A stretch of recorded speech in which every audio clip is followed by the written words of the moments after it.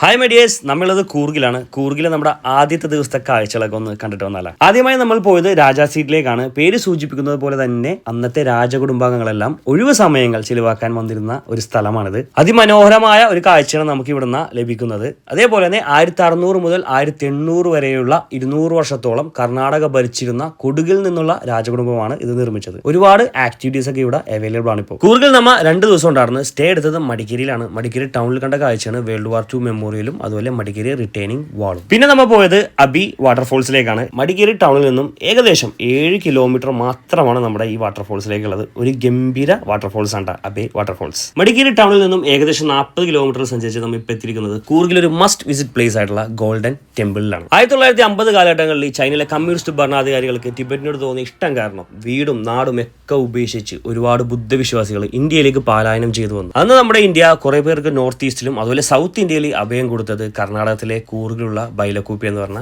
ഈ സ്ഥലത്താണ്. നല്ലൊരു പോസിറ്റീവ് അറ്റ്മോസ്ഫിയർ ആണ് ഇവിടെ. അടുത്തായി നമ്മൾ പോയത് കാവേരി നിസർഗധാമയിലേക്കാണ്. പ്രകൃതിയോട് അടുത്ത് കിടക്കുന്ന ഒരു സ്ഥലം. മുളക്കാടുകളും തൂക്കുപാലവും ഒരുപാട് മീനുകളും ബോട്ടിംഗ് ഒക്കെ ആയിട്ടുള്ള ഒരു നല്ല സ്ഥലം തന്നെ. ആക്ച്വലി ഇതൊരു ഐലൻഡ് ആണ്. നമുക്കിവിടെ ഫോറസ്റ്റ് ഡിപ്പാർട്ട്മെന്റ് സ്റ്റേ ഒക്കെ അവൈലബിൾ ആണ്. സേഫ് ആയിട്ടുള്ള കുളിക്കാനുള്ള സ്പോട്ടൊക്കെ ഉണ്ട്. പിന്നെ കൂർഗ് നിങ്ങൾ പ്ലാൻ ചെയ്യണമെങ്കിൽ തീർച്ചയായിട്ടും 2 ദിവസം പ്ലാൻ ചെയ്യണം. പിന്നെ ഇവിടെ നിന്ന് കിടന്ന കാപ്പിപ്പൊടി വാങ്ങിക്കാൻ മറക്കരുത്. അടിപൊളിയായിരുന്നു. ഇപ്പോൾ ഫസ്റ്റ് ദിവസത്തെ കാഴ്ചകൾക്ക് ശേഷം നമ്മുടെ സ്റ്റേയിലേക്ക് നമ്മൾ മടങ്ങി. കാഴ്ചകൾ തുടരും.